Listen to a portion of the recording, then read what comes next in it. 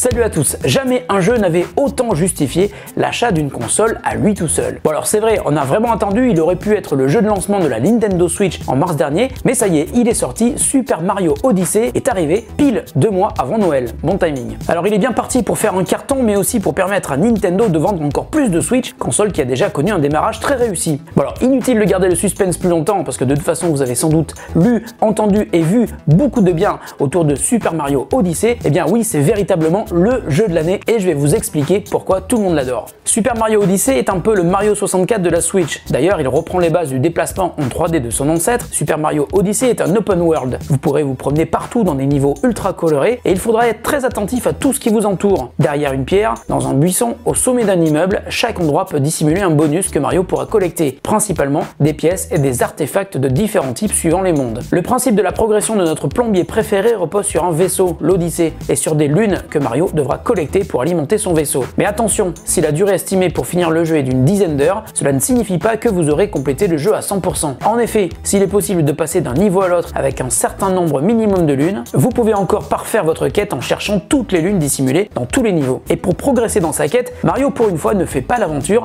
en cavalier solitaire. Amoureux transi à la recherche de Peach, ça devient un running gag, il partage sa galère avec Cappy, un chapeau qui va accompagner Mario dans son aventure, mais qui lui cherche sa petite sœur également enlevée par Bowser. Cappy est en haute forme, mais qui va utiliser la magie pour se mélanger avec la casquette de Mario en piteux état après avoir été volé par Bowser et ses sbires et ruiné par les hélices de leur vaisseau. Le chapeau mutant devient alors l'arme principale de Mario, mais notre plombier aura souvent tendance à utiliser d'autres techniques pour arriver à ses fins. En effet, à chaque niveau et parfois devant certains boss, vous pourrez prendre la forme d'autres personnages ou objets, voire même des animaux, suivant la situation qui le nécessite. Mario peut ainsi se transformer en champignon, en statue de pierre, en plante grimpante, en boulet de canon, voire même en dinosaure ou encore en fermeture éclair. En tout, plus d'une cinquantaine de changements possibles, avec à chaque fois un gameplay qui leur sont propres et très différents les uns des autres. Alors évidemment, je vais pas tous vous les spoiler, je vous laisse découvrir le jeu et je vous assure que vous aurez des surprises. Autre particularité notable de ce Super Mario Odyssey, l'intégration de niveaux 2D dans un monde 3D. Ces mini-tableaux inspirés du premier Mario sur NES sont parfaitement intégrés au décor de Super Mario Odyssey et il faudra traverser ces niveaux old school pour attraper des bonus ou tout simplement réussir à progresser dans la quête principale. Nintendo a toujours été un champion du level design et dans ce Super Mario Odyssey on atteint la perfection. Le dosage de la difficulté est parfait et si vous n'y arrivez pas, des PNJ parfois difficiles à trouver mais bien bavards peuvent vous donner des astuces en échange de pièces d'or. C'est bien pratique mais pas toujours indispensable car aucun niveau n'est vraiment insurmontable. Malgré tout, il existe un système d'assistance que vous pouvez sélectionner dès le départ du jeu et qui consiste à afficher des flèches bleues sur le passage que vous devez emprunter. Et justement cette aventure elle va être longue, impossible de vous indiquer le nombre de niveaux qui vous attendent, mais je peux juste vous rassurer, vous ne vous ennuierez jamais et vous verrez du pays.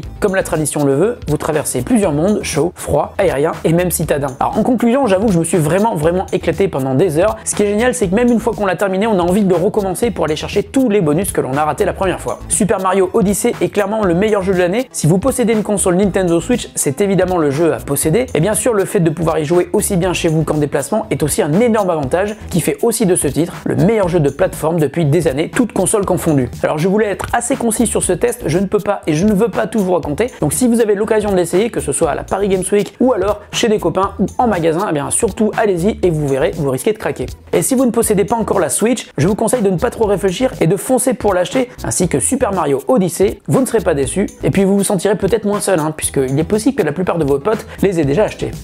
Voilà, la vidéo est terminée, j'espère qu'elle vous a plu. Si c'est le cas, n'hésitez pas à mettre des pouces en l'air, à vous abonner à la chaîne et à nous mettre des petits commentaires gentils sous la vidéo, ça nous fera plaisir. Merci beaucoup, je vous laisse, j'ai encore quelques lunes à rattraper. Allez, salut!